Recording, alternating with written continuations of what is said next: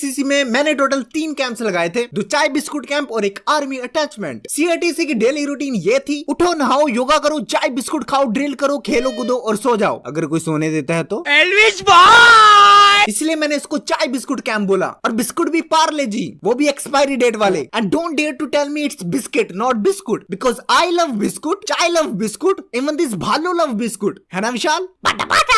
तो मेरा पहला 10 दिन का चाय बिस्कुट कैंप था सीआरपीएफ कॉम्प्लेक्स जलंधर, जहां पे मेरे लिए सबसे पेनफुल एक्सपीरियंस था रात को 1 से 3 बजे फुल यूनिफॉर्म पहन के संतरी की ड्यूटी करना। ना ना ना ना, मैं उसकी बात नहीं कर रहा कि अगर तुम एक संतरा और तुम अपने आप को एक संतरी आइडेंटिफाई करते हो, संतरी का आसान भाषा में मतलब होता है गार्ड। तो हमारी ड्यूटी होती थी, हमें गेट कीपिंग करनी है और चेक करना है कि रात को कोई चप्पलें पहन के तो नहीं निकला। भाई रात को लिटरली विशाल भी आ जाता ना भाई बाटा की चप्पलें पहन के, तो मैं कसम से उसका पैर नाली में डाल देता। ये जोक मेरे बचपन के दोस्त विशाल के लिए था, जिसको मैंने खेलते खेलते नाली में फेंक दिया था। एनीवे, तो संतरी की ड्यूटी खत्म करके फाइनली 3 बजे सोने को मिलता था। और ये ड्यूटी सिर्फ कैडेट्स करते थे, सीनियर्स हमारी जराबे और जूते खिड़की से फेंकने के अलावा कुछ नहीं करते थे। और तभी 1 घंटे बाद 4 बजे किसी का अलार्म बजता है। बिल्लो बग्गे बिल्लियां दा की करेंगी, बग्गे बग्गे बिल्लियां दा की करेंगी। पूरी की पूरी बैरक उड़ जाती है सिवाय इस कुंभकर्ण के, जिसके फोन पे स्वयं अलार्म बज रहा होता है। मन करता है इसका ही फोन उठा के विशाल की तरह नाली में फेंक दूं। बाय द वे, ये वाला जोक मैंने अपने बचपन के दोस्त विशाल,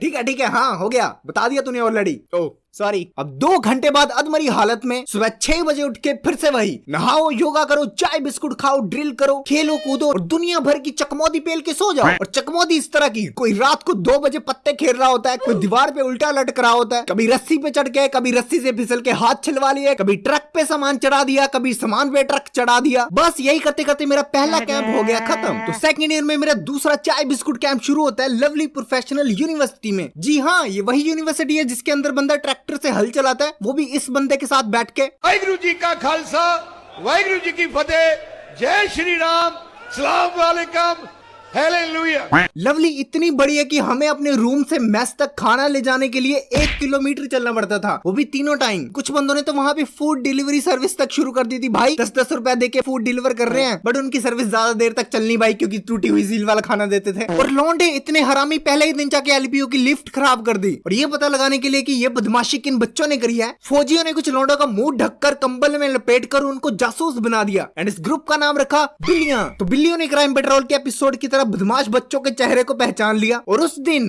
फौजियों ने जो भाई उन बच्चों के कान के नीचे बजाए है ना भाई, लिटरली गोभी खोद के रख दी। आई थिंक ये वही बच्चे हैं जो बड़े होकर लिफ्ट प्रैंक बनाते हैं। ताऊ जी की बहुत याद आती है। अरे बच्चे चुस्की छोड़, डरने की एक्टिंग कर, 500 की बत्ती मिलेगी। ताऊ तू मरने की एक्टिंग करना। तुम लोगों के लिए काम करके ऑलरेडी फील डेड इनसाइड। मेरे पोता पोती को बोल देना उनके दादाजी उनके लिए चुस्की नहीं ला पाए।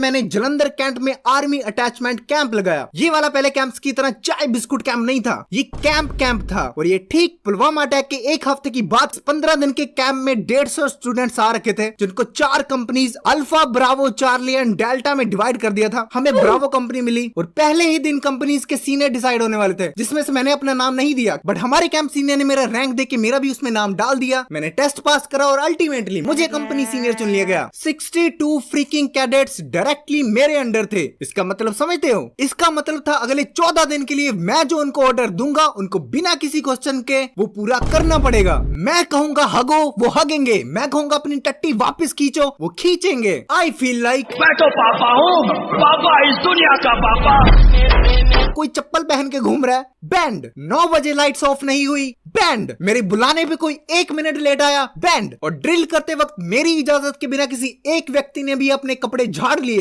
तो पूरी की पूरी company, you guessed it right, band. और इसका ऑपोजिट भी होता था। अगर मेरे किसी कैडेट ने ऑफिसर के सामने कोई गलती कर दी तो इस सब के सामने करन होता था, बैंड। और हरामी लौंडे मेरा पीठ पीछे मजाक उड़ाते थे कि हमारा सीनियर खुद बैंड पोजीशन में रहता है और ऐसे सांप की तरह सल्यूट मारता है you you you you you you you करके। बट मुझे फर्क नहीं पड़ता था। आई फील लाइक मैं तो पापा हूँ, पापा इस... ओए ओए ओए बस ठीक है, हो गया भाई। एक ही जोक कितनी बार मारेगा? अबे मेरा चैनल मेरी वीडियो जितनी बार मर्जी रिपीट करूं भाई, तू डायरेक्टर की तरह साउंड कर रहा है तो इसमें क्या बे? मैं तो रियल में डरा, मजा था उतनी ही सजा। इतना भगाते थे पीटी उषा शर्मा जाए। कैडेट्स वो 500 मीटर दूर पानी की टंकी दिख रही है? यस सर दिख रही है। जाओ उसको छू कर आओ। भाग के जाना, भाग के आना। लिटरली भाई हर चीज में भागो। ग्राउंड में जाना है भाग के जाओ, ग्राउंड से आना है भाग के आओ, क्लास में तुम्हारी आवाज निकली भागो, ड्रिल में तुम्हारी आवाज नहीं निकली भागो, भाग रहे हो तब भी भागते रहो, नहीं भाग रहे तब भी भागो। भागते भागते मेरी हालत इस जीव की तरह हो गई थी। अंकल जी मुझे पानी पिला दीजिए, मेरा गला सूख रहा है। तुम्हें पानी पीना है? पता है उस वक्त मेरे दिमाग में फिडीपीडीज की स्टोरी घूम रही थी। ओह बाय द वे, अगर आपको फिडीपीडीज की स्टोरी नहीं पता है तो वो एक एशियन टाइम में एथलीट था जो लिटरली भागते भागते मर गया था। मुझे पहली बार बिग बॉस के कंटेस्टेंट्स के साथ हमदर्दी हुई भाई। हमारी 3 दिन तक यहाँ टट्टी बंद हो गई थी भाई। तो फिर महीनों तक वहाँ कैद में रहते हैं। कोई अपना फेक कैंसर का सर्टिफिकेट बनवा के वहाँ से भाग रहा है, कोई अपने यारों दोस्तों को कॉल कर रहा है, भाई यार मुझे यहाँ से ले जा, बहुत मारते हैं ये लोग। जितनी फ्रस्ट्रेशन यहाँ दिन भर में होती थी वो सब खाने पे निकलती थी भाई। जो बंदा घर पे 2 रोटी खा के संतुष्ट रहता था वो यहाँ बंदरों की तरह 8-8 रोटी और चावल चबा रहा है। उसके बाद भी उसको भूख लग रही है तो वो अपने दोस्त के बैग में से पार्ले जी निकाल के बीच में केला रख के चबा रहा होता है। इसके अलावा कैंप में बहुत सारी करिकुलम एक्टिविटीज भी होती थी जैसे स्काई डाइविंग। लिसन केयरफुली, तुम्हें स्काई डाइविंग के लिए पैराशूट की जरूरत नहीं है। Oh wow that's great. तुम्हें दोबारा स्काई डाइविंग के लिए पैराशूट की जरूरत होती है। इसके अलावा घूमने को भी मिलता था। एयरविंग वालों को प्लेन चलाने को मिला, लिटरली भाई अ रियल फ्रीकिंग प्लेन। भाई बहुत मजा आया होगा यार, है ना अवतार? मजा आया था ना भाई।